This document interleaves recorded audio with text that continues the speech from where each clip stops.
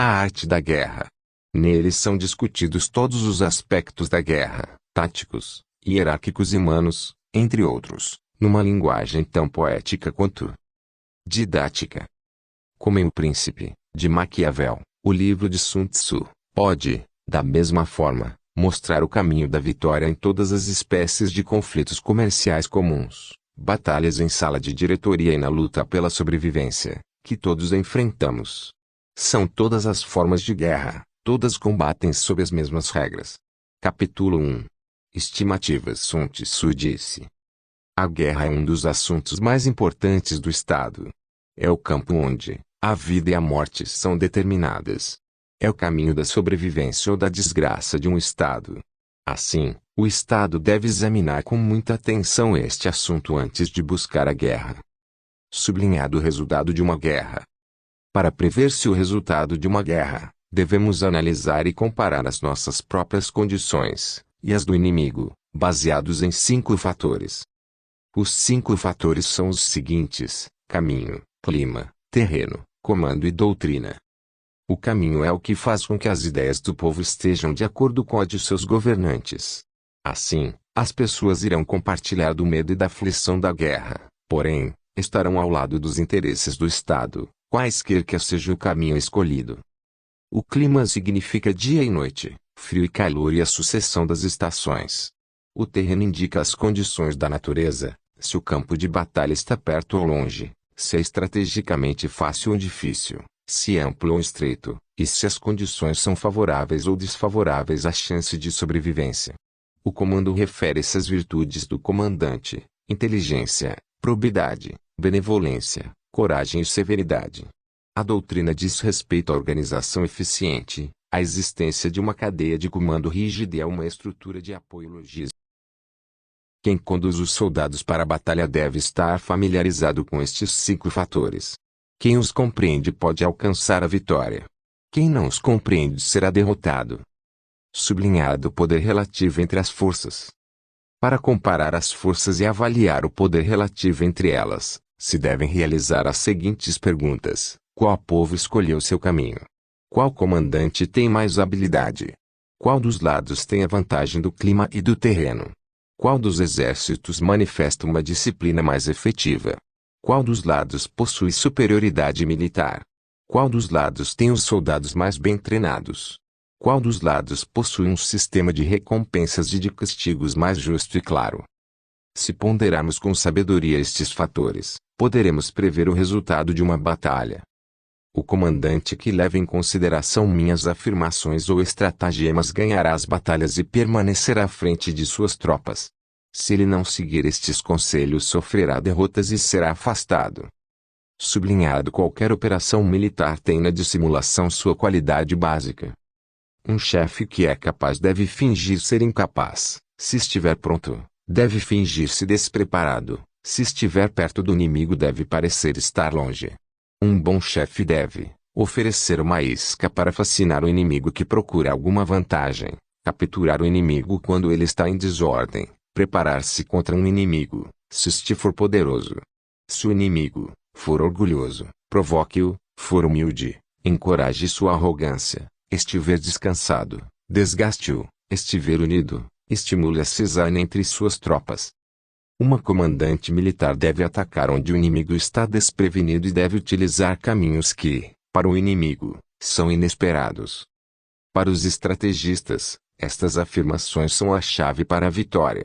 Contudo, estes fatores não podem ser determinados por antecipação, com base em situações que ocorreram em guerras passadas. Sublinhado: o general deve ser capaz de ponderar todos estes cálculos previamente no tempo. O lado que contar mais pontos vencerá, o que contar menos, não vencerá, pior ainda o que não contar pontos. Capítulo 2. Gerenciamento da guerra. Sun Tzu disse: quando você enviar as tropas para uma batalha, você deverá considerar que necessitará de 1000 carruagens velozes de guerra e 1000 carruagens pesadas de guerra, além de 100.000 soldados. Sublinhado: provisões necessárias. Você necessitará de muitas provisões para esta força cobrir uma distância de 1000 li. 1000 li igual 100 quilômetros. Você gastará, Também, 1.000 barras de ouro por dia para a despesa do Estado e no campo de batalha, incluindo enviados ao exterior e conselheiros, materiais como cola e laca, carruagens e armaduras. Depois que você tiver bastante dinheiro, seus 100.000 corajosos guerreiros poderão sair para batalhar. Sublinhado: campanha prolongada igual recursos insuficientes. Em operações militares, procura uma vitória rápida. Com o prosseguimento das ações, as armas ficarão desgastadas, as provisões insuficientes e as tropas desmoralizadas. Uma batalha longa entorpece o exército, umedece o espírito e o entusiasmo dos soldados. Se você sitiar uma cidade fortificada, terá suas forças esgotadas. Se o seu exército for mantido muito tempo em campanha, as reservas do Estado serão insuficientes. E depois, quando você tiver com suas forças desgastadas, com suas provisões insuficientes, com suas tropas desmoralizadas e com seus recursos exauridos, os governantes vizinhos tirarão proveito desta situação e obterão vantagens para atacá-lo.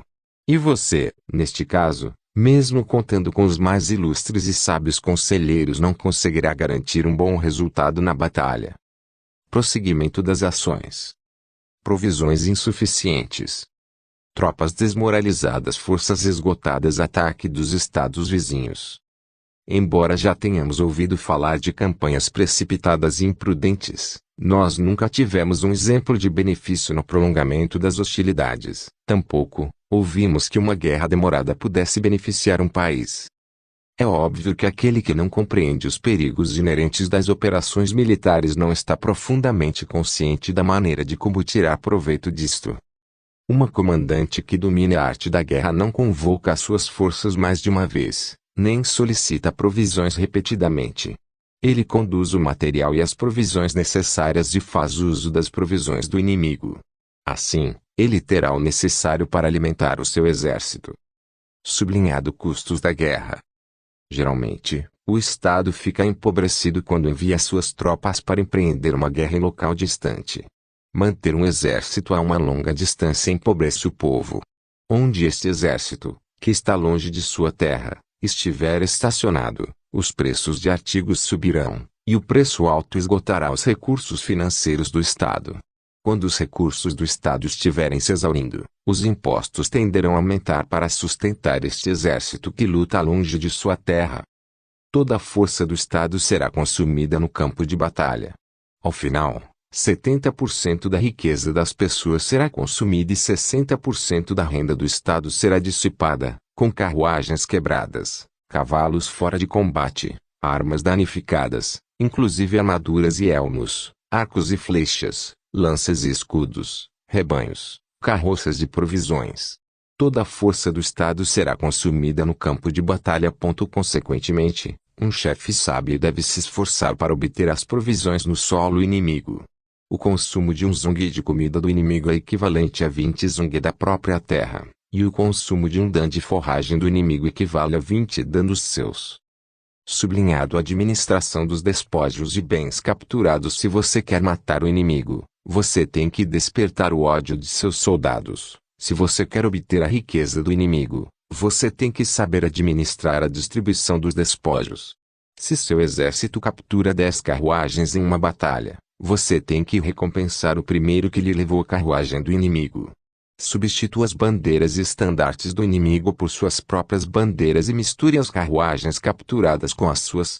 Ao mesmo tempo, você deverá tratar bem os soldados aprisionados. Sublinhado: as operações militares devem ser conduzidas para uma vitória rápida e não como campanhas prolongadas. Então, o chefe que está versado na arte de guerra, torna-se o senhor para determinar o destino das pessoas e controlar a segurança. Capítulo 3. Estratagemas. Sun Tzu disse: o princípio geral da guerra é manter o estado do inimigo intacto. Dominar seu exército e forçá-lo à rendição é melhor do que esmagá-lo. Máximo da excelência. Dominar um batalhão, uma companhia ou uma esquadra de 5 homens é melhor do que destruí-los. Então, obtendo 100 vitórias em 100 batalhas não significa o máximo da excelência. Excelência mais alta está em obter-se uma vitória e subjugar o inimigo sem, no entanto, lutar. Política para as operações militares. Assim, a melhor política para as operações militares é obter a vitória, atacando a estratégia do inimigo.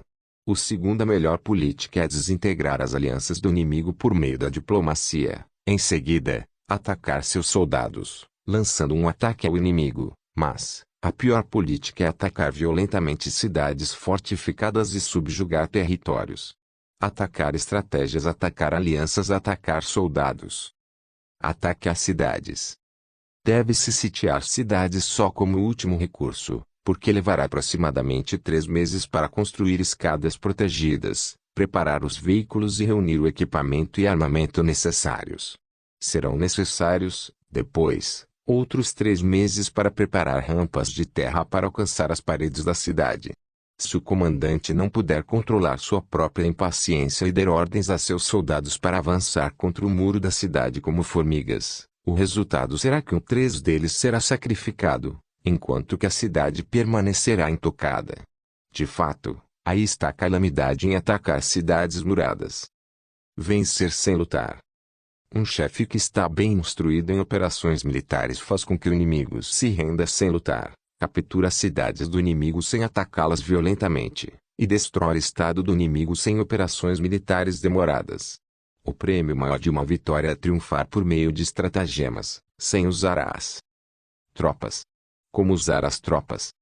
Assim, a lei para usar as tropas é, quando você tiver uma força 10 vezes superior ao inimigo, cerque-o. Se sua força superar em 5 vezes, ataque-o. Quando você tiver 2 vezes mais força que o inimigo, enfrente-o pelos 2 lados. Se suas forças se equivalem, procure repartir as do inimigo. Se suas forças forem inferiores, seja hábil em tomar a defensiva. Se você for muito mais fraco do que o inimigo, deve saber a hora de empreender uma retirada.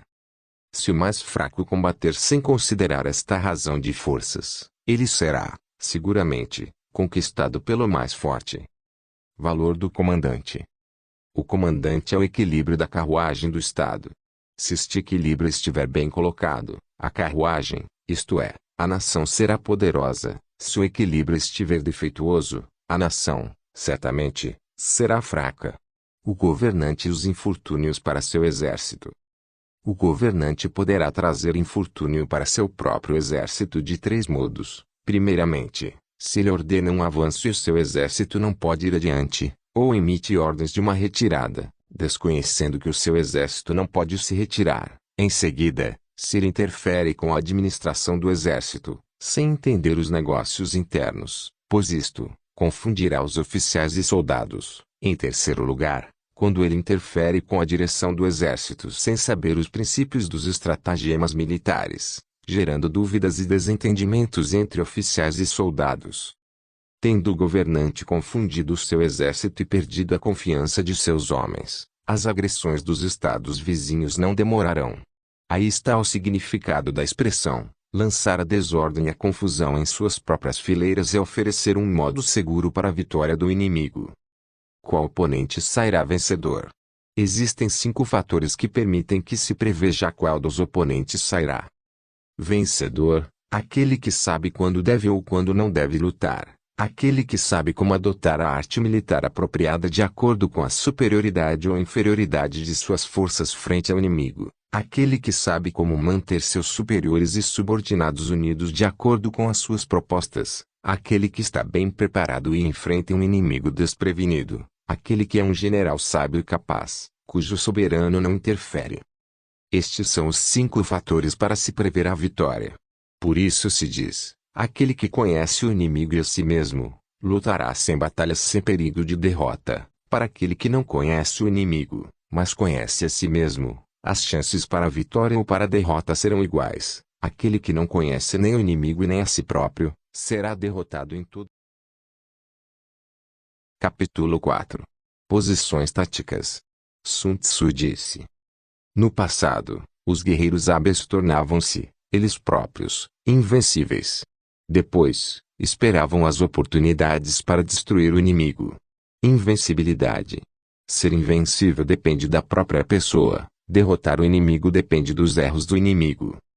Então, o perito pode tornar-se invencível, mas não pode garantir como certa a vulnerabilidade do inimigo.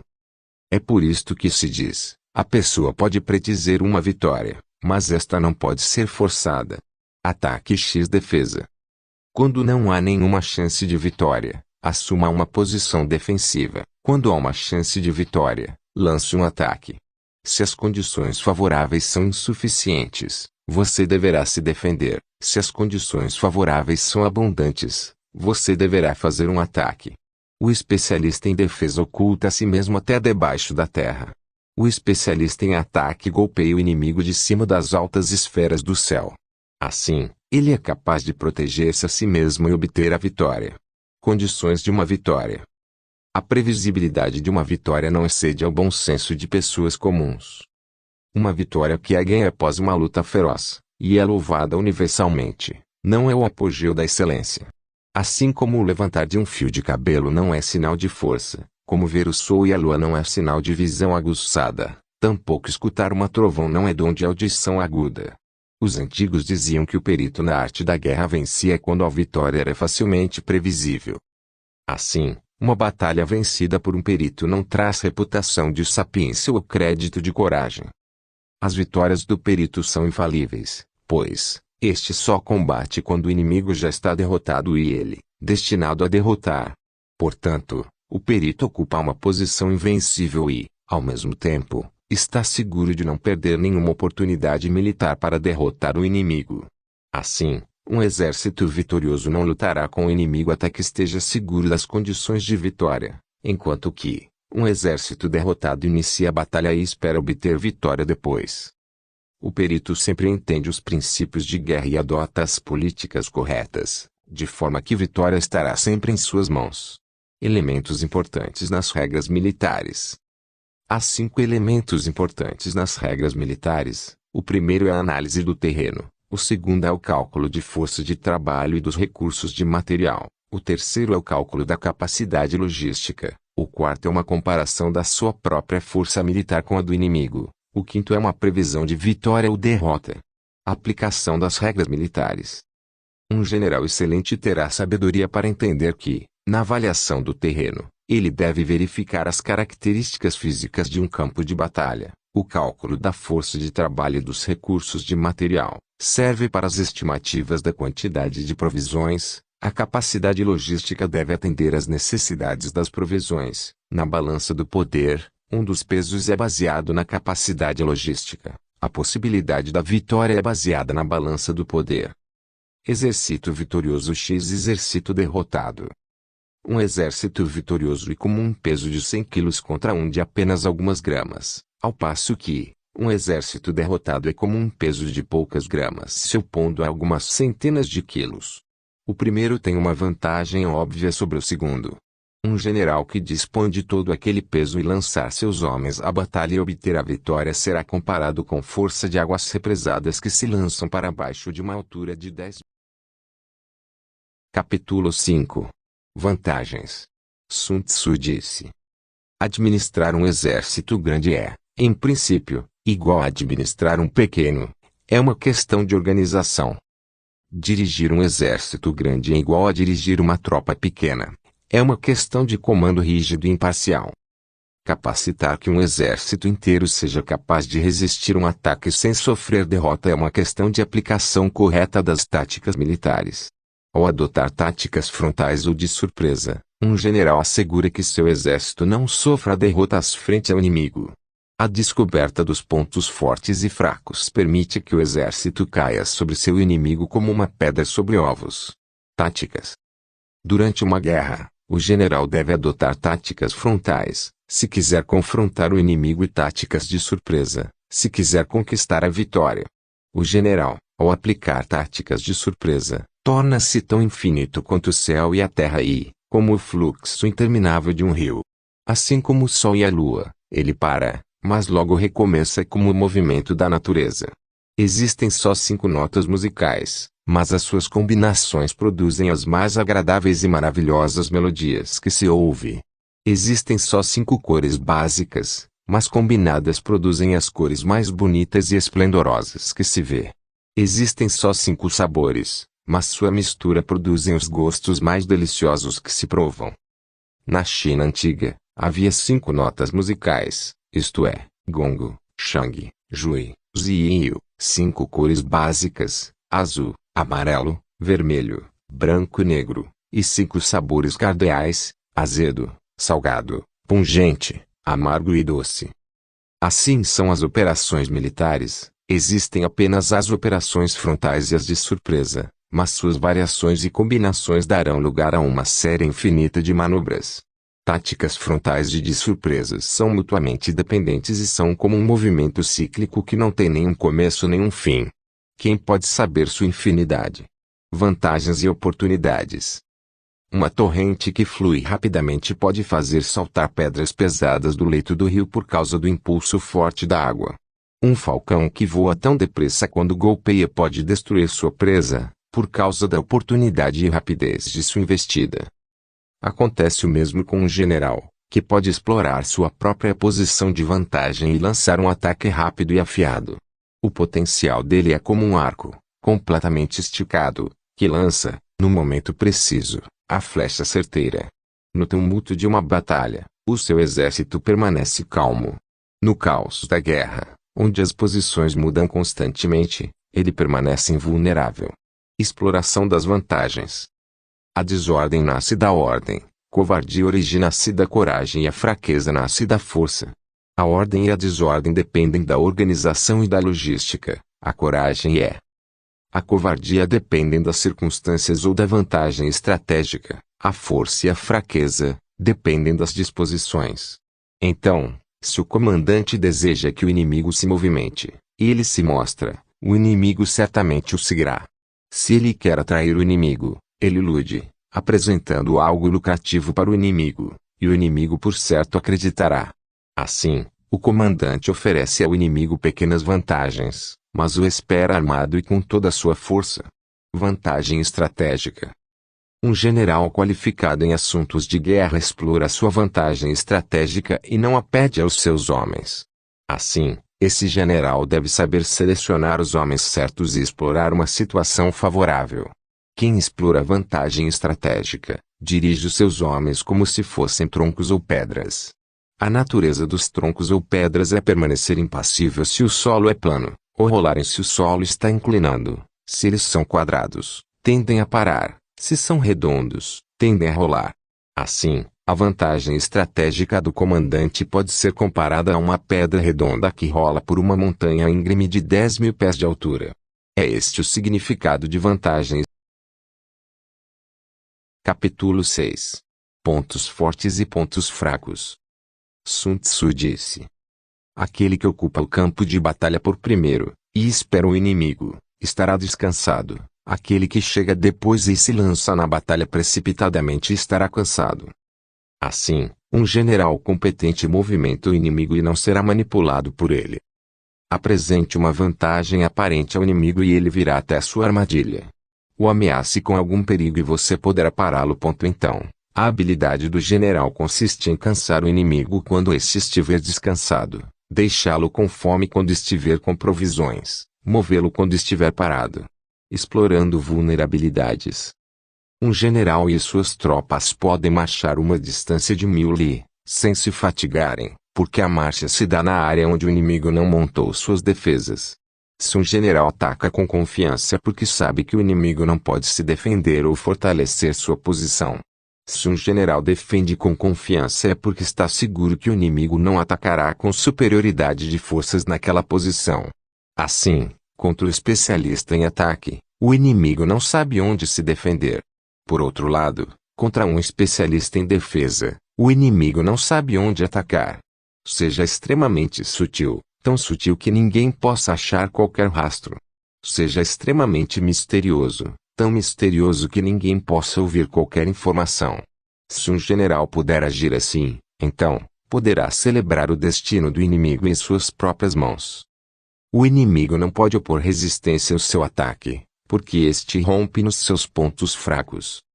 Ao recuar, o general não pode ser perseguido, porque, movendo-se tão rapidamente, o inimigo não terá condições de persegui-lo ou alcançá-lo. Dominando a vontade do inimigo. Se nós resolvermos atacar, o inimigo não terá escolha, mesmo defendido com altas muralhas e fossos profundos, pois será compelido a lutar conosco porque atacamos onde ele deve defender. Se nós resolvermos não lutar contra ele, nós não o faremos, pois, mesmo que a nossa defesa seja apenas uma linha desenhada, nós o desviaremos para outro objetivo. Se nós conseguirmos fazer o inimigo denunciar sua posição, ao mesmo tempo em que ocultamos a nossa, podemos reunir as nossas tropas e dividir-as do inimigo. Se nós concentrarmos nossas forças em um lugar, enquanto o inimigo dispersa suas próprias forças em 10 lugares, então nós seremos 10 contra 1 quando lançarmos o nosso ataque. Se nós tivermos que usar muitos para golpear poucos, então será bastante fácil negociarmos, pois o inimigo será pequeno e fraco, forçando o inimigo a tomar precauções.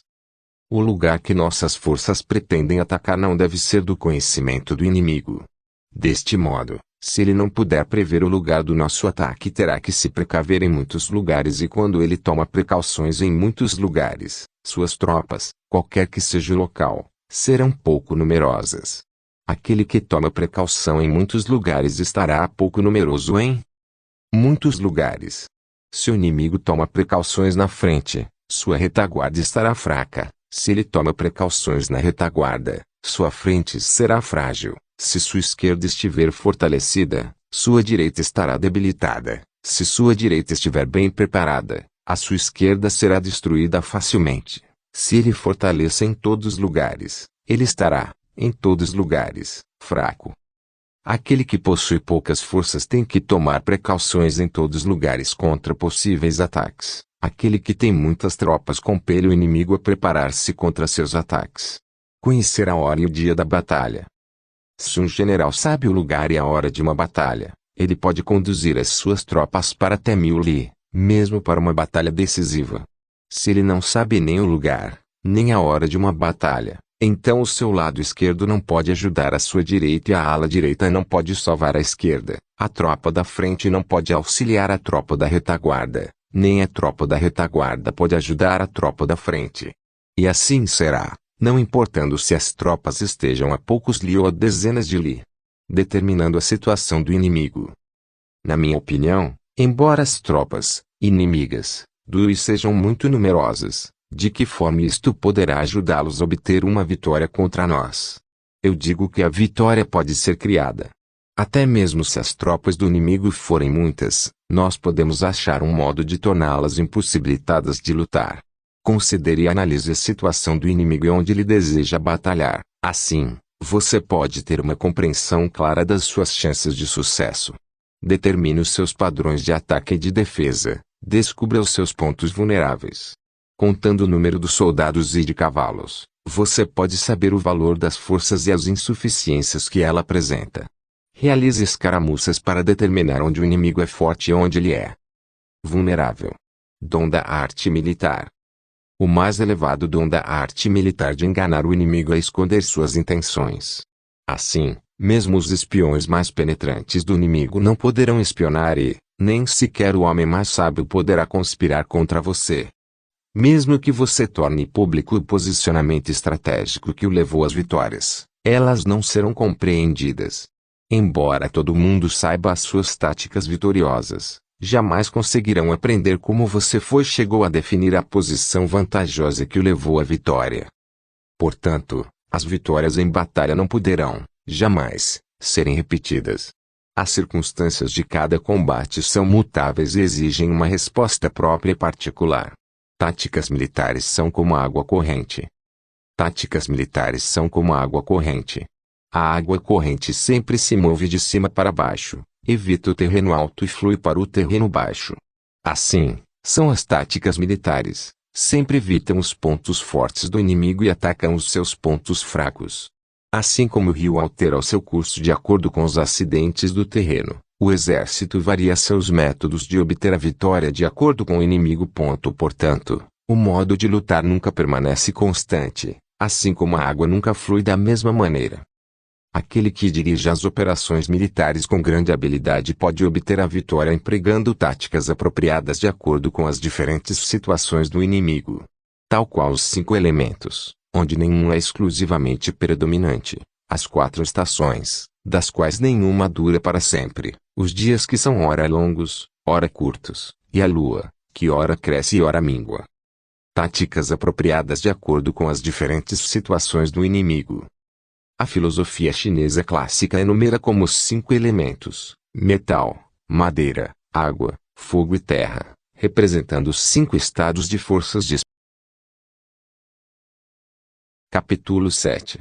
Manobras. Sun Tzu disse: em operações militares, o general recebe as ordens do soberano, reúne seus exércitos, formando as unidades, e os mobiliza para confrontar o inimigo. Durante este processo inteiro nada se torna mais difícil do que lutar para colocar-se em uma posição favorável frente ao inimigo. É difícil, porque se trata de transformar um tortuoso caminho em uma estrada reta, transformar uma desvantagem em vantagem. Ele pode enganar o inimigo, levando-o a percorrer uma rota tortuosa, oferecendo vantagens fáceis, fazendo com que o inimigo chegue depois e seja surpreendido.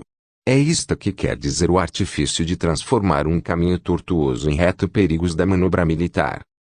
Na manobra não há só vantagens, mas também perigos. Se você se esforça para ocupar uma posição favorável em uma batalha e conduz a totalidade de suas forças, naturalmente, você terá sua velocidade reduzida.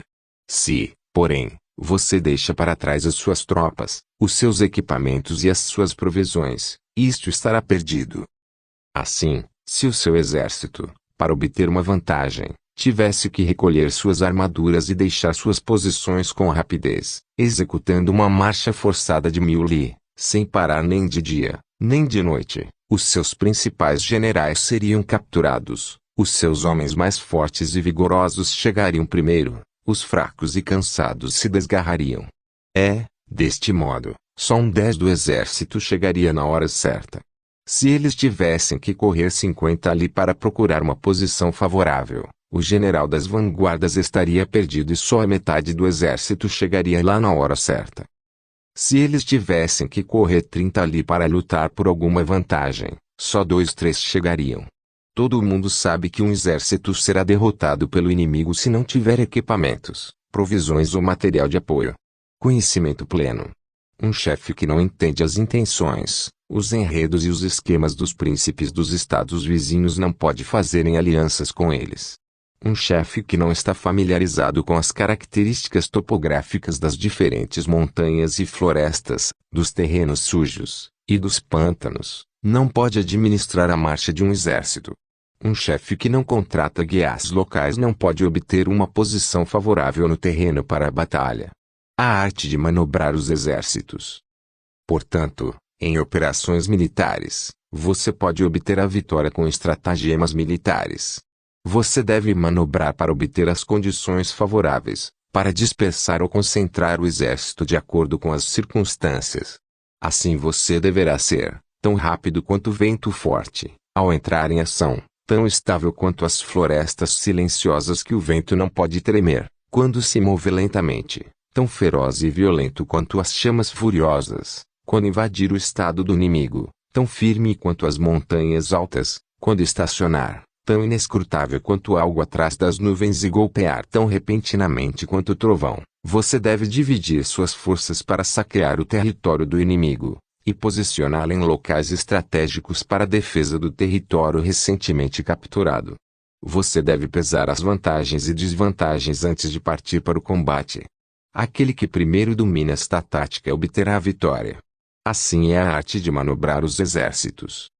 Regra para administrar um exército grande.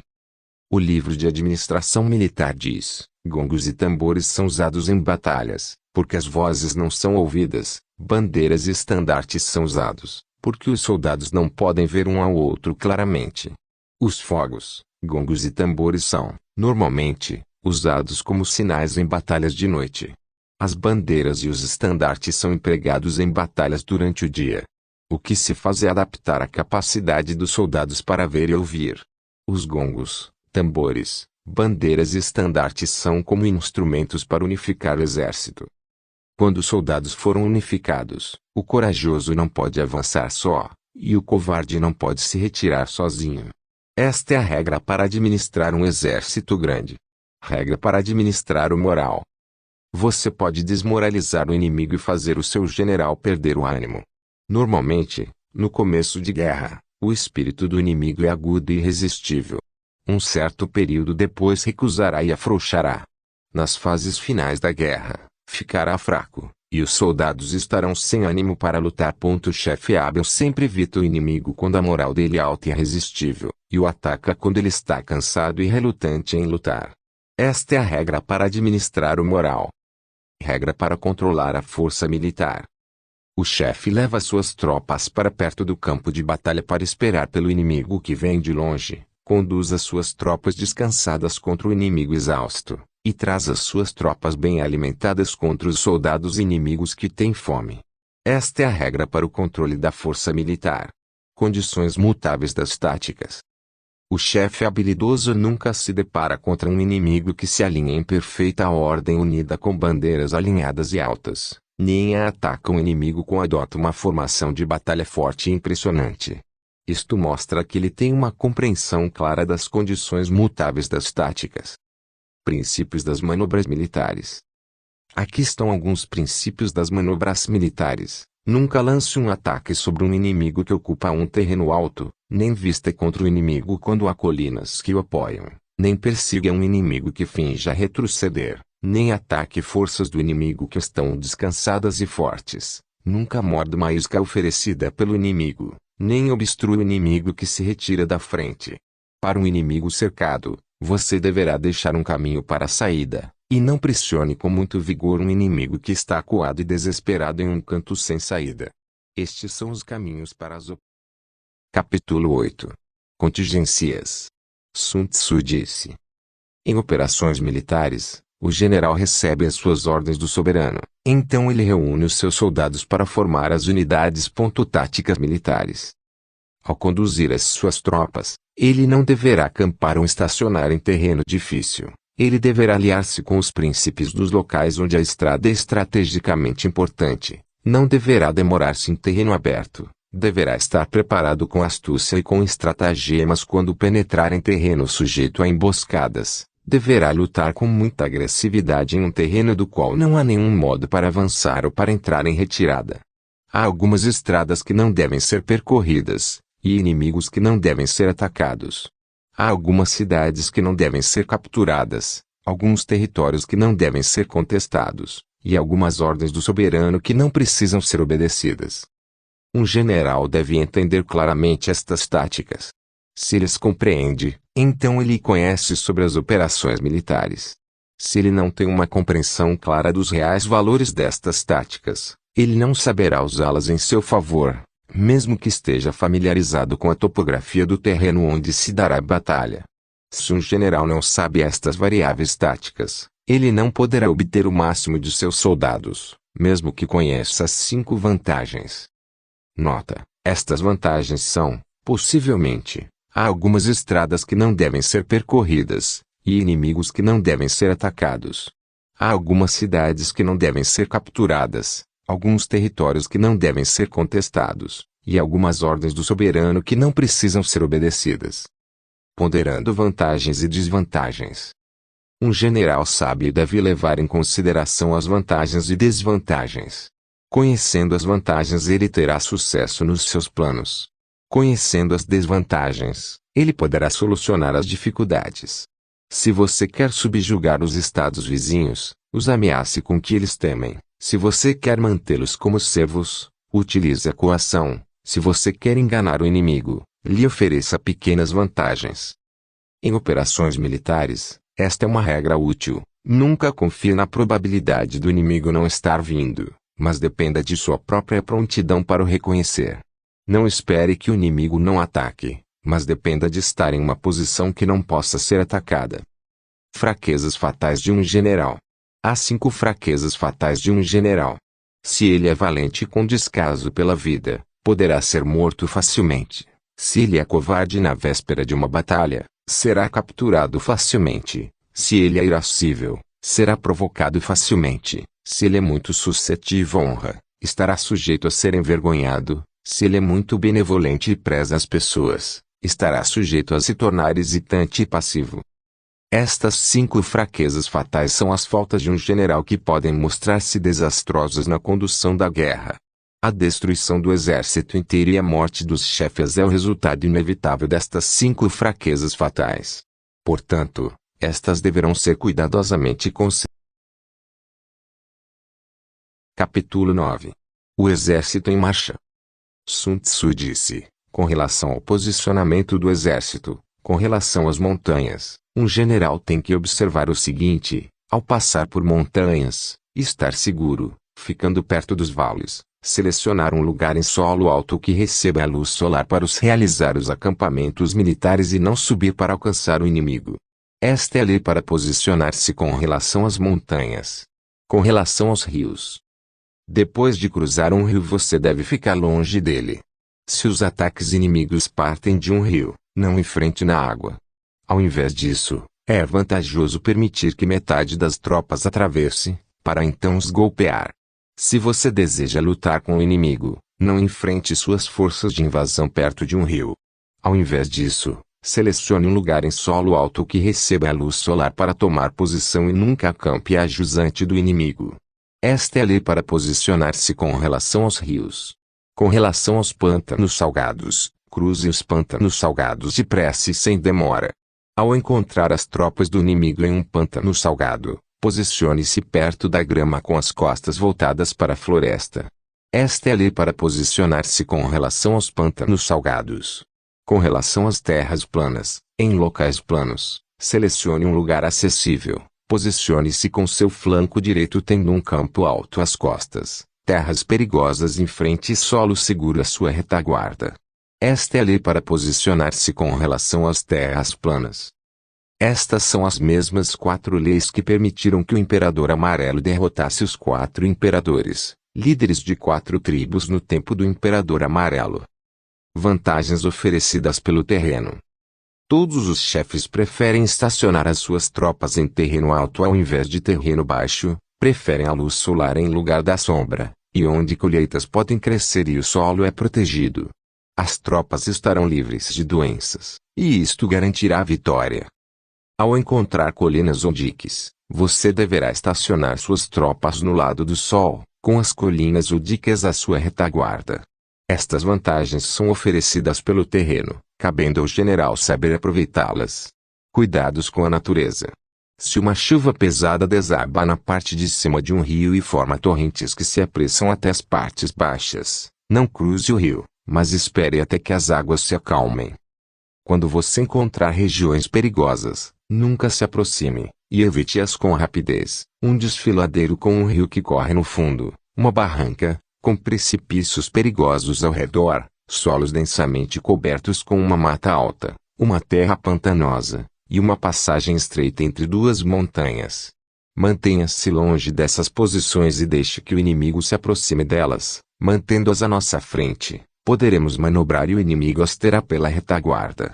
Se o exército tiver em seus flancos ravinas escarpadas, pântanos, juncos e cana, montanhas arborizadas com vegetação densa, você deve examinar cuidadosamente e repetidamente para ver se não há emboscadas, ou se existe alguém espionando. Sinais. Posicionamento das tropas do inimigo. Se as tropas do inimigo estão próximas de suas posições e permanecem quietas, é porque a posição não é vantajosa a eles. Se as tropas do inimigo estão longe de você e ainda ousam vir e o desafiar a batalhar, é porque elas querem seduzi-lo a fazer um avanço. Se as tropas do inimigo estão em um terreno plano, é porque há vantagens práticas nesta posição. Indícios da natureza. Se as árvores estão se movendo, o inimigo está avançando para você. Se você acha muitos obstáculos escondidos entre a vegetação rasteira, o inimigo está tentando nos confundir. Se pássaros levantam voos, o inimigo está guardando para uma emboscada. Pássaros que se reúnem sobre a área de acampamento do inimigo, sugerem que o acampamento deve estar abandonado e que o inimigo fugira. Animais assustados, que correm em disparada, indicam sinal de ataque iminente do inimigo. Nuvens de poeiras que se erguem altas indicam que as carruagens do inimigo estão aproximando. Quando a poeira ficar baixa e se espalhar pelo chão, é um sinal que a infantaria do inimigo está chegando. Mas se a poeira for levantada em pontos isolados, então o inimigo está cortando lenha para as fogueiras. A poeira que é baixa e que sobe com intermitência indica que o inimigo está lançando acampamentos. Negociações. Se o mensageiro do inimigo fala palavras moderadas, mas as suas preparações de guerra continuam, ele vai avançar. Quando o inimigo fala de forma belicosa e ameaça avançar, ele vai se retirar. Se o inimigo envia um mensageiro com palavras conciliadoras, é porque possui desejos para uma trégua. Quando o inimigo pede uma trégua, mas não sofreu um retrocesso, então está tramando algo. Formações inimigas. Quando as carruagens leves do inimigo partirem primeiro e tomarem posição nas alas, significa que o inimigo está organizando a sua formação de batalha. Quando os generais do inimigo mostram-se ocupados e movem-se para organizar as posições dos soldados a pé e dos veículos armados, então o inimigo está esperando para lançar um ataque decisivo. Quando a metade das tropas do inimigo avança e a outra metade recua, significa que o inimigo está tentando nos atrair para uma armadilha. Comportamento inimigo. Quando os soldados do inimigo se apoiam nas suas próprias armas, você deduzirá que eles encontram-se famintos e fatigados. Quando os próprios soldados que trazem água bebem na primeiro, significa que o inimigo tem sofrido de sede. Se os soldados se recolhem em grupos pequenos, murmuram e reclamam em um murmúrio, é porque que o general perdeu o apoio deles. Quando mais oficiais ficam irritáveis, o inimigo está cansado de guerra. Inimigo em desordem. E se houver uma vantagem e o inimigo não tenta obtê-la, é porque ele está completamente exausto. À noite, ouvem-se gritos no acampamento do inimigo, é porque as suas tropas estão com medo e inseguras. Quando há desordem no acampamento do inimigo, significa que os seus generais perderam prestígio e autoridade. Quando bandeiras e estandartes mudam constantemente de posição, o inimigo está em desordem. Se o inimigo alimenta os seus cavalos com grãos e seus soldados com a carne, quando destrói seus utensílios de cozinha e não mostram qualquer intenção de voltar ao acampamento, quer dizer, ele está desesperado e vai lutar à morte. Recompensas. Um chefe que recompensa muito frequentemente os seus soldados está com problemas. Ele que muito frequentemente castiga os seus está com angústias sérias. Se ele trata os seus soldados com violência e, depois, teme que eles o traiam, é extremamente inepto. Se você castiga soldados que ainda não lhe são devotos, eles não obedecerão, e se não obedecerem será difícil utilizá-los. Mas, mesmo com a devoção das tropas, se uma disciplina rígida e imparcial não for reforçada, você também não terá como usá-las. Assim, você deverá comandar suas tropas com civilidade e humanidade, para manter seus homens unidos, e com disciplina marcial, para mantê-los na linha. Isso garantirá a lealdade, e você será invencível. Adestramento. Se as ordens foram constantemente reforçadas, os soldados serão obedientes, caso contrário, serão desobedientes. Se as ordens forem constantemente reforçadas, haverá uma relação complementar de confiança entre o comandante e seus homens. Avaliação. Um inimigo que se confronta com você, por muito tempo, sem lutar e nem abandonar sua posição, deve ser considerado com o maior cuidado. O que basta é ser capaz de avaliar sua própria força, ter uma visão clara da situação do inimigo e obter apoio total de seus homens. Aquele que não faz planos ou estratégicas, e menospreza o inimigo, seguramente. Capítulo 10. O terreno. Na natureza, existem diferentes tipos de terreno: o acessível, o traiçoeiro, o duvidoso, o estreito, o acidentado e o distante. Tipos de terreno. Acessível. Que é terreno acessível? É aquele que se apresenta fácil tanto para as suas tropas como para as do inimigo. Se você entrar em uma região acessível, você deverá ocupar posições altas e ensolaradas e manter suas linhas de provisão desimpedidas. Assim, será conveniente para você lutar com o inimigo. Traiçoeiro. Que é terreno traiçoeiro? É aquele que é fácil para você entrar, mas difícil para sair. Nesse terreno, se você encontrar o inimigo e ele estiver desprevenido, então você o derrotará. Porém, se o inimigo estiver preparado e se você lançar um ataque, você pode não só ser derrotado, como também terá um terreno difícil para bater em retirada. Essa é a desvantagem desse tipo de terreno. Duvidoso. O que é terreno duvidoso? É aquele que se mostra difícil tanto para o inimigo como para as suas tropas.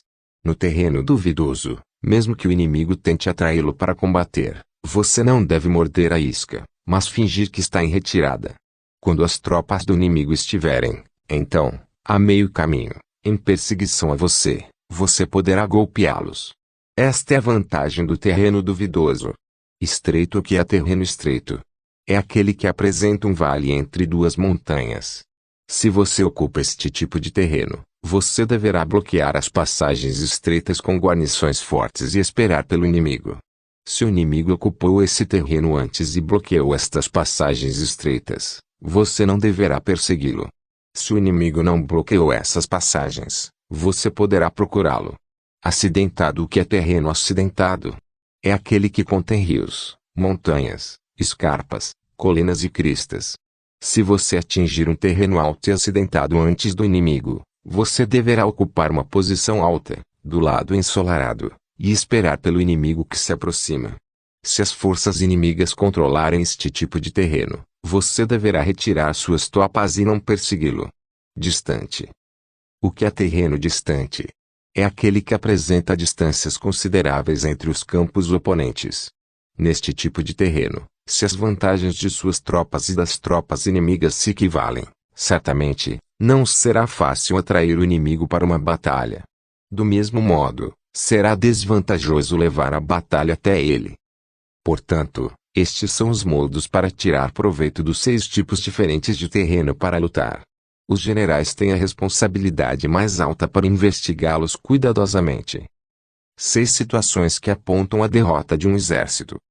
Um general deverá saber as 6 situações que apontam a derrota de um exército: quando os soldados fogem, quando eles possuem disciplina negligente, quando o exército está deteriorado, quando se desmorona sob a insurgência, quando é desorganizado e quando foi derrotado.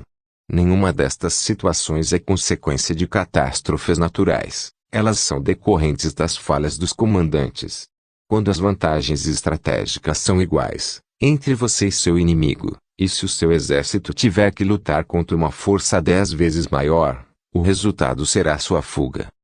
Quando os soldados são valentes e qualificados, mas os oficiais são fracos e incompetentes, então o exército inteiro será negligente quanto à disciplina. Quando oficiais são valorosos e competentes, mas os soldados são fracos e sem treinamento, o exército ficará deteriorado. Quando os oficiais mais graduados têm rancores contra os chefes, eles são insubordinados e, ao encontrarem o inimigo, se precipitarão em uma batalha sem autorização. Se ao mesmo tempo, o chefe é ignorante das suas habilidades, então o exército se desmoronará.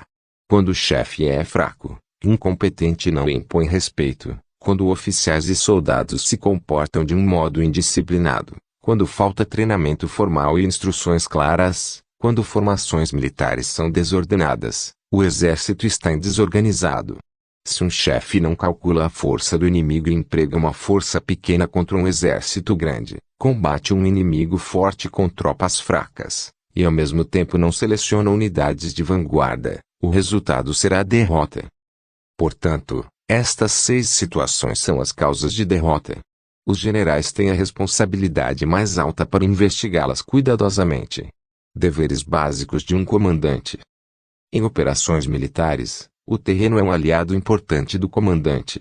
Avaliar, corretamente, a situação do inimigo, criando condições favoráveis para a vitória, e analisar os tipos de terreno e distâncias com muito cuidado, são os deveres básicos de um comandante sábio.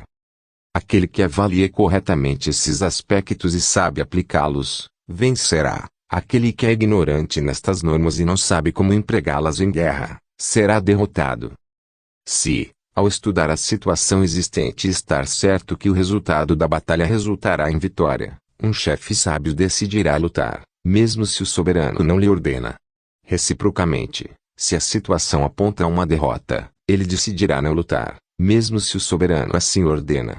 Se um comandante avança sem buscar a fama pessoal e retrocede sem se eximir da responsabilidade, se sua preocupação é proteger a população e a segurança das pessoas e promover os interesses do soberano, então, Aí está um chefe que é tal qual uma pedra preciosa do Estado. Se o general se preocupa com seus soldados como se fossem crianças, eles o acompanharão até os lugares mais profundos. Se ele os trata afetuosamente, como se fossem os seus próprios filhos amados, então, eles estarão dispostos a morrer com ele na batalha. Se o general favorece os seus homens, mas não sabe usá-los, os ama, mas não pode comandá-los, e quando eles violam leis e regulamentos, ele não nos castiga ou chama-os à ordem, tais soldados são como crianças mimadas e serão inúteis para a batalha. Conhecendo a situação. Um general que só conhece a capacidade de suas tropas, mas não sabe a invulnerabilidade do inimigo, terá só metade das chances de vitória.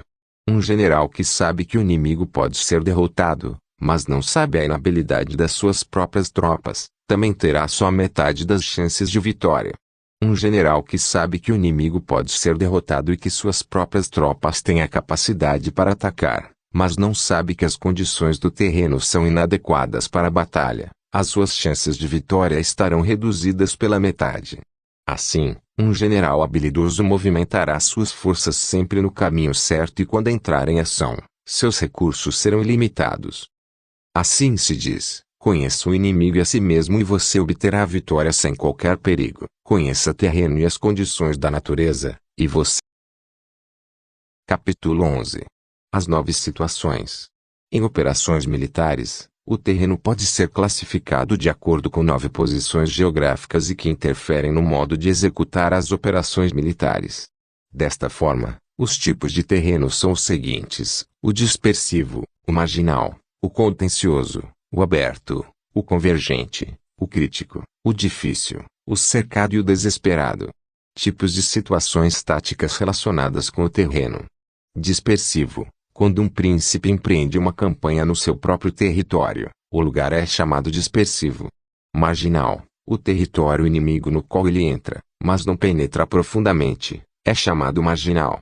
Contencioso. O território cuja ocupação for favorável tanto para o inimigo, quanto para nossas forças, é chamado de terreno contencioso.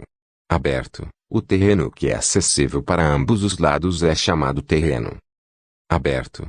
Convergente. Um território onde vários estados vizinhos se encontram e que possui cruzamentos importantes é chamado de convergente. Aquele que adquire o seu controle por primeiro, obterá aliança com os demais vizinhos. Crítico. Quando um príncipe penetra profundamente em território hostil, depois de ter atravessado muitas cidades inimigas, encontra-se em território crítico. Difícil. Um terreno com altas montanhas, florestas densas e pântanos impenetráveis ou qualquer lugar onde é difícil viajar é chamado terreno difícil.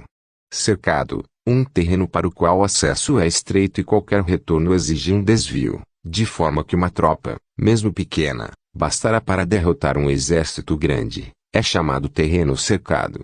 Desesperado. Um terreno onde apenas uma batalha desesperada e com todas as suas forças o salvará, mas que se você falhar, será derrotado e destruído, é chamado terreno desesperado.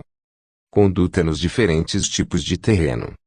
Portanto, nunca lute em terreno dispersivo, nunca permaneça em terreno marginal, nunca ataque um inimigo que primeiro alcançou um terreno contencioso, nunca permita que se bloqueiem as comunicações do exército em terreno aberto, forme alianças com príncipes de estados vizinhos em terreno convergente. Saqueie os recursos do inimigo para as suas provisões em território crítico. Atravesse, rapidamente, os terrenos difíceis. Elabore planos e estratagemas para atravessar os terrenos cercados. E trave uma batalha com todas as suas forças em território desesperado. Táticas antigas.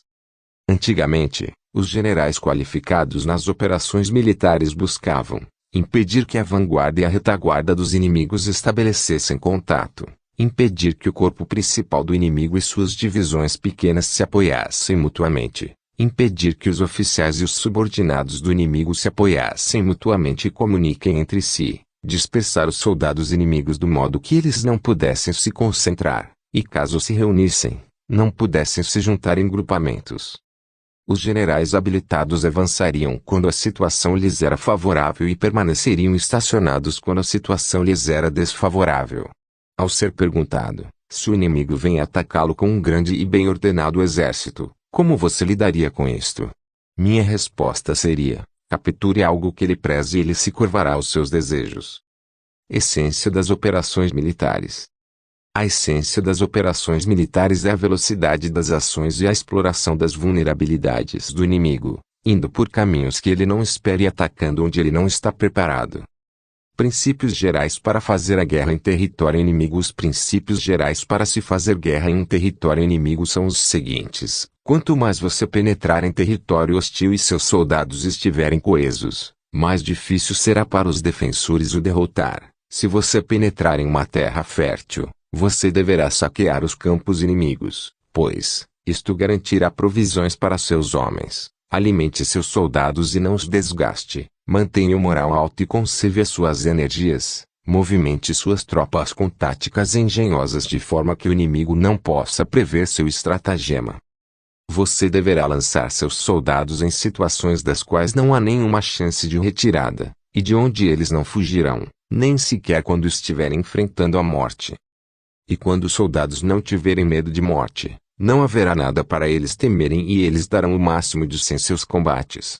Soldados que penetram profundamente em território inimigo ficarão destemidos, não haverá nenhuma estrada para eles se retirarem, e eles permanecerão firmes. Estando em território inimigo, eles estarão coesos. Nesse terreno, não há nenhuma escolha e todas as lutas serão como uma batalha desesperada. Assim, tais soldados não precisam de nenhum treinamento para serem vigilantes. Eles farão o que você quiser, mesmo antes que você determine. Eles cooperarão, mesmo antes que você os determine, e eles seguirão na sua direção conscientemente, mesmo antes que você os ordene. Você deverá proibir superstições e deverá desfazer rumores e suspeitas entre seus soldados. Assim, eles não abandonarão a batalha, mesmo em face da morte. Os soldados não têm nenhuma riqueza em excesso, porque eles desprezam os bens materiais. Eles não temem a morte e não se preocupam com a longevidade. No dia em que o exército for ordenado para combater uma batalha decisiva, os soldados poderão sentar e poderão chorar com lágrimas que molham suas roupas, alguns poderão deitar e chorar com lágrimas que fluem pelas suas bochechas. Mas se você os lança em uma situação onde não há nenhum modo para eles se retirarem, eles se mostrarão destemidos e tão valentes quanto Zhuangzi ou Cao-Yi. Nota: Zhuangzi, sem temer a morte, atacou sozinho, apenas munido de uma faca o Duque de Yuan, recuperando terras que lhe haviam sido tomadas. Cao-Yi, criminoso da província de Wu, mesmo sabendo que receberia pena capital, matou o rei Liao. A serpente do Monte Shang. Aqueles que estão qualificados nas operações militares deverão ser como Shuaira, a serpente de Monte Shang. Se você golpeia a sua cabeça, seu rabo lançará um ataque contra você. Se você bate em seu rabo, sua cabeça o golpeará. Se você bate em seu corpo, ela atacará com sua cabeça e com seu rabo. Se perguntassem, os soldados podem alcançar essa coordenação instantânea como aquela serpente? A resposta seria: eles podem. Todo mundo sabe que as pessoas de Wu e as pessoas de Yui são inimigas, mas se eles viajassem em um mesmo barco apanhado em uma tempestade, eles ajudariam um ao outro, da mesma maneira que as mãos esquerda e direita cooperam. Amarrar as pernas dos cavalos de guerra ou prender as rodas das carruagens nunca foram modos fidedignos para se manter os soldados unidos e evitar as deserções do combate. Manter os soldados empenhados na batalha e dispostos a lutar corajosamente, depende de uma boa administração e de bom comando militar. A exploração correta das situações trará coragem aos soldados e permitirá a exploração das possibilidades das suas tropas. Um general habilidoso deve comandar milhares e milhares de cavalos e homens, como se ele estivesse conduzindo um único homem, que não hesitará em segui-lo. Para comandar um exército, um general tem que ter uma mente serena e insondável. Ele deve comandar suas tropas de uma maneira imparcial e vertical. Ele deve manter os seus oficiais e soldados ignorantes de seus planos militares. Ele altera dispositivo de suas tropas e seus planos militares sem que qualquer um fique sabendo. Ele modifica suas áreas de acampamento, utilizando caminhos diversos, sem que qualquer um se antecipe à sua intenção. Um general que conduz suas tropas para lutar uma batalha decisiva deve cortar todos os meios de retirada, assim como se joga uma escada para trás, depois que se galga uma altura. Quando ele conduz as suas tropas em um reino vizinho, deverá ter o impulso de uma flecha que foi lançada. Ele comanda os seus soldados, assim como se faz com um rebanho de ovelhas sem qualquer um saiba qual o seu destino. Ele reúne seu exército inteiro e o penetra com ele em situações perigosas. Isto é o que um chefe deveria fazer. As táticas variadas de acordo com os tipos de terreno, os movimentos de avanço ou recuo, segundo as condições favoráveis e observação da natureza humana. É tudo o que um general tem que estudar e examinar cuidadosamente para conduzir uma guerra no território inimigo. Quanto mais fundo seus guerreiros penetrarem em território hostil, maior será o espírito deles para lutar. Quanto menos profundo seus guerreiros penetrarem, menor será a disposição deles para a luta. Ao cruzar a fronteira para um país vizinho, para um campo de batalha onde não há nenhum modo para soldados retornarem, você está em terreno crítico. Ao ocupar uma posição que se estende em todas as direções, você entrou em território convergente. Ao penetrar profundamente no território do inimigo, você entrou em solo crítico. Ao penetrar uma pequena distância, você está em solo marginal. Ao deparar-se com um local com terreno áspero na sua parte de trás e uma passagem estreita, você está em terreno cercado. Ao entrar em uma região onde não há nenhum modo para a retirada, você está em terreno desesperado. Conduta nos diferentes tipos de terreno assim. Quando você está em terreno dispersivo, você deverá tornar suas tropas unidas. Quando você está em um terreno marginal, você deverá manter as tropas compactas. Quando você está em terreno contencioso, você deverá acelerar suas tropas de retaguarda. Quando você está em terreno aberto, você deverá defender o seu acampamento cuidadosamente. Quando você está em solo convergente, você deverá formar alianças fortes com os príncipes dos estados vizinhos. Quando você está em terreno crítico, você deverá assegurar um fluxo contínuo de provisões. Quando você está em terreno difícil, você deverá ultrapassá-lo apressadamente. Quando você está em terreno cercado, você deveria bloquear os pontos de acesso ou de retirada. Quando você está em terreno desesperado, você tem que mostrar para seus soldados que não há nenhuma escolha, além de um combate até o último homem. Psicologia dos soldados. Portanto, um general tem que conhecer a psicologia de soldados. Eles resistirão, enquanto estiverem cercados. Eles lutarão desesperadamente, enquanto estão sendo forçados. Eles seguirão o general quando entrando em situações perigosas, enfatizando. Um general que desconhece a intenção dos príncipes vizinhos, não pode formar alianças com eles. Se desconhece os segredos das montanhas, das florestas densas, dos abismos perigosos, dos precipícios e dos pântanos, não poderá mover suas tropas. Se não contrata guias nativos, não pode desvendar os terrenos favoráveis. Se desconhece as vantagens e desvantagens de várias posições de batalha, não pode comandar um exército que serve um soberano. Se o exército de um soberano ataca um estado forte, e não permite que este estado reúna forças para resistir, e onde quer que tal exército vá, intimida seu inimigo e impede que os seus aliados vão a seu socorro, então um estado com tal um exército invencível não precisa buscar alianças com outros estados, nem precisa estabelecer seu poder nestes estados e só confia em sua própria força para intimidar o inimigo, e poderá capturar as cidades do inimigo e destruir o seu estado. Se ao conduzir um exército de um soberano, você conferir recompensas, independentemente da prática habitual e expedir ordens independentemente do já convencionado, você pode comandar milhares e milhares de cavalos e homens como se estivesse conduzindo um único homem. Prepare suas tropas para a operação, mas nunca lhes conte de seus planos. As empregue para obter os pontos vantajosos, mas nunca lhes conte sobre os perigos que a situação de desvantagem acarretaria. É só lançando um exército para uma posição perigosa, que seus soldados perceberão que podem sobreviver. Só os colocando em um terreno desesperado que eles perceberão que podem continuar vivos. Apenas quando os soldados forem colocados em perigo, é que eles poderão transformar uma derrota em vitória. O sucesso das operações militares reside na descoberta das intenções do inimigo e no esforço para identificar seus pontos fracos. Concentre sua força sobre o inimigo e você poderá matar o seu comandante mesmo se estiver a uma distância de 1000 li. Isto é chamado de conquistar um objetivo de forma astuta e engenhosa. Ao declarar guerra, No dia em que for decidida uma declaração de guerra, você deverá fechar todas as passagens, anular os passes de fronteira e encerrar todo o contato com os emissários do inimigo. Cuidadosamente examine seus planos militares no Conselho do Templo e tome as decisões. Se você descobrir o ponto fraco do oponente, você tem que afetá-lo com rapidez. Capture, inicialmente, aquilo que for muito valioso para o inimigo. Não deixe que seja revelada a hora do seu ataque. Seja sábio para perceber que para obter a vitória, seus planos devem modificar-se de acordo com as situações do inimigo. No princípio, assuma a pureza de uma donzela. Quando o inimigo lhe abrir os portões, o ataque tão rapidamente quanto uma lebrarisca. Assim, o inimigo. Capítulo 12. O ataque pelo fogo. Sun Tzu disse: há 5 modos de atacar com fogo.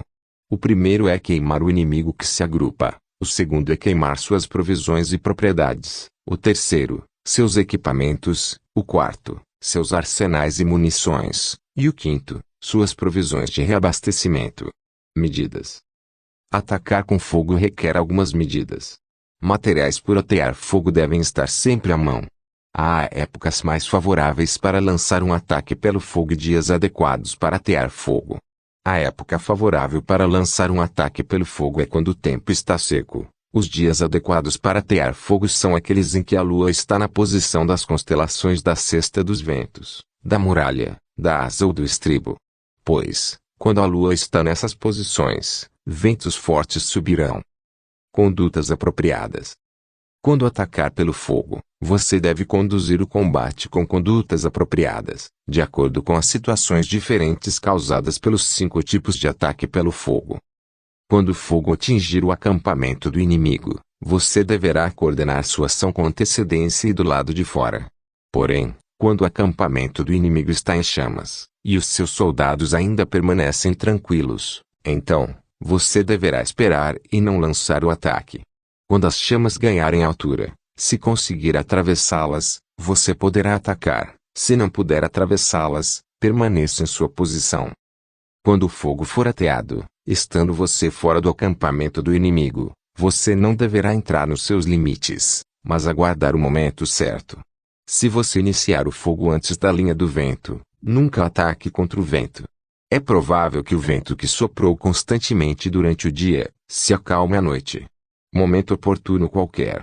Exército deve saber sobre as diversas situações com relação aos 5 tipos de ataque pelo fogo e tem que continuar esperando pelo momento oportuno. Assim, um general que usa o fogo para apoiar o seu ataque terá certeza da vitória. Ele que usa a água para apoiar o seu ataque é forte. A água pode bloquear o avanço do inimigo, mas não pode privá-lo de suas provisões. Ganhar uma batalha, capturar o espólio, mas não consolidar tais realizações prediz perigo. Porque é um desperdício de tempo e de esforço. Um soberano iluminado estuda deliberadamente a situação e um bom general lida cuidadosamente com ela. Se não é vantajoso, nunca envie suas tropas. Se não lhe rende ganhos, nunca utilize seus homens. Se não é uma situação perigosa, nunca lute uma batalha precipitada. Um soberano não deve empreender uma guerra num ataque de ira, nem deve enviar suas tropas num momento de indignação. Quando a situação lhe for favorável, entre em ação. Quando for desfavorável, não haja. Deve ser entendido que, um homem que está enfurecido voltará a ser feliz, e aquele que está indignado voltará a ser honrado, mas um estado que pereceu nunca poderá ser reavivado, nem um homem que morreu poderá ser ressuscitado. Então um soberano iluminado deve dirigir os assuntos de guerra com prudência e uma guerra com precaução. Este é o caminho que mantém o Estado em paz e em segurança, e o exército.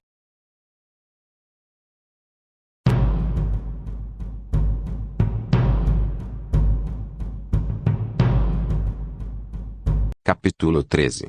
O uso de espiões. Quando um exército com 100.000 homens é enviado para uma guerra a uma distância de 1.000 li, o povo e os cofres públicos têm que gastar 1.000 barras de ouro todos os dias para sustentá-lo. Haverá agitações internas e no estrangeiro, e muitas pessoas vagarão pelas estradas. Aproximadamente 700.000 famílias estarão impossibilitadas de trabalhar nos campos. Nesta época, 8 famílias formavam uma comunidade. Quando uma família enviava um homem para se unir ao exército, as 7 famílias contribuíam para seu apoio. Portanto, quando um exército de 100.000 foi mobilizado, foram 100.000 famílias que deram seus filhos e, por conseguinte, 700.000 famílias ficaram com a incumbência de apoiá-los. Necessidade de informações. Durante muitos anos os estados discutem uns contra os outros, porém uma batalha decisiva será travada em apenas um dia. Se o general, nesse tempo, se ilude com a concessão de patentes superiores, honras e 100 barras de ouro e desconhece a situação do inimigo, ele está completamente destituído de humanidade. Tal homem não é bom general, não é um bom conselheiro, e não é um senhor da vitória. Se um soberano iluminado e seu comandante obtêm a vitória sempre que entram em ação e alcançam feitos extraordinários, é porque eles detêm o conhecimento prévio e podem antever o desenrolar de uma guerra. Este conhecimento prévio, no entanto, não pode ser obtido por meio de fantasmas e de espíritos, nem pode ser obtido com base em experiências análogas, muito menos ser deduzido com base em cálculos das posições do Sol e da Lua. Deve ser obtido das pessoas que, claramente, conhecem as situações do inimigo. Tipos de espiões. Há 5 tipos de espiões do que podem ser utilizados: espião nativo, espião interno, espião convertido, espião descartável e espião indispensável. Quando você emprega os 5 tipos de espiões simultaneamente, o inimigo não consegue desvendar os métodos de operação. É extremamente complicado e se torna uma arma mágica para o soberano derrotar seu inimigo. Os 5 tipos de espiões são: 1.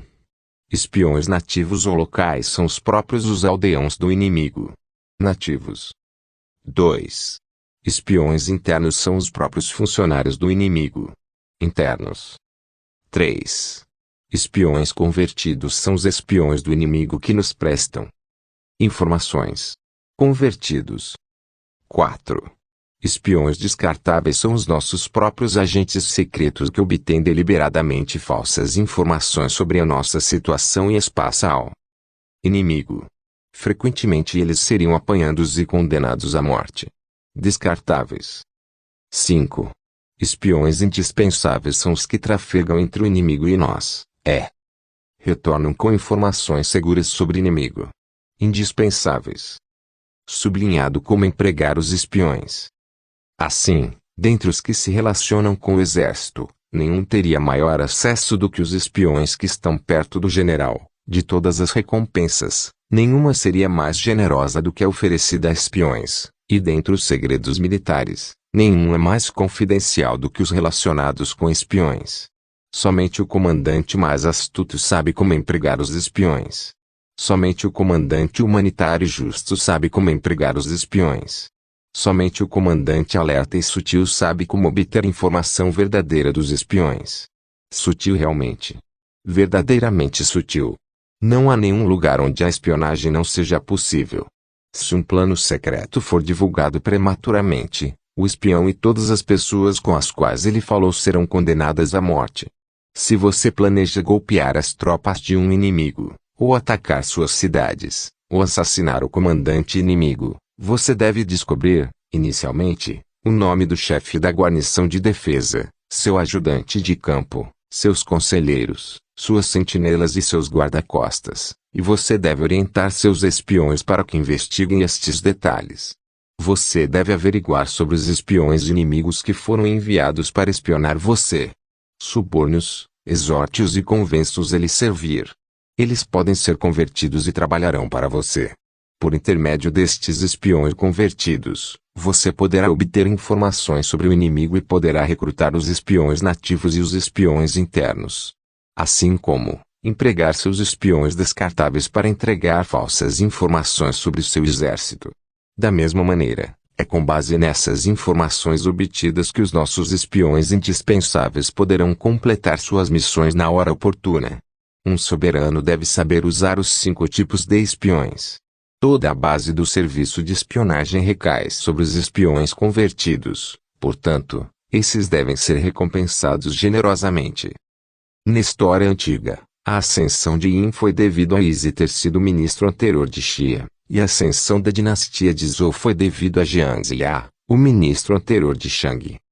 Só um soberano iluminado e o comandante habilidoso que forem capazes de recrutar os homens inteligentes como espiões realizarão grandes tarefas. O uso de espiões é essencial na guerra, e o exército depende desse serviço nos princípios da arte da guerra. Todas as espécies de conflitos são formas de guerra. 1. Se você não conhece o inimigo nem a si mesmo, perderá todas as batalhas. 2. A arte da guerra é uma questão de vida ou morte, um caminho para a segurança como para a ruína. Em nenhuma circunstância deve ser negligenciada. 3. O mérito supremo consiste em quebrar a resistência do inimigo. Sem lutar. A glória suprema é quebrar a resistência do inimigo sem lutar. 4. Apenas gostar ou usar muito de palavras não basta, é preciso saber transformá-las em atos de ação. 5. Preparar iscas para atrair o inimigo, fingir desorganização é depois esmagá-lo. Quando perto, fazê-lo acreditar que estamos longe. Quando longe, vice-versa. Se ele for superior, evite combater. Se ele for temperamental, procure irritá-lo. Finja estar fraco, ele se tornará arrogante. Se ele estiver tranquilo, não lhe dê sossego. Ataque um dia quando ele se mostrar despreparado. Apareça quando não estiver sendo esperado. 6. O valor do tempo vale mais que superioridade numérica. 7. Será vencedor quem souber quando e como lutar, não lutar. Manobrar, preparar, e quem tiver capacidade militar, não sofrendo a interferência do soberano. 8. O verdadeiro mérito é planejar secretamente, deslocar-se rapidamente e frustrar as intenções do inimigo, impedindo seus planos. 9. O guerreiro inteligente é alguém que não apenas vence, mas se sobressai vencendo com facilidade. 10. O guerreiro vence os combates não cometendo erros, pois significa conquistar um inimigo já derrotado. 11. O guerreiro hábil coloca-se numa posição que torna a derrota impossível e não perde a oportunidade de aniquilar o inimigo. A qualidade da decisão é como a calculada arremetida de um falcão. O bom combatente deve ser flexível no seu ataque e rápido na decisão. 13. A energia é comparada ao retirar de uma besta. A decisão, ao acionar de um gatilho.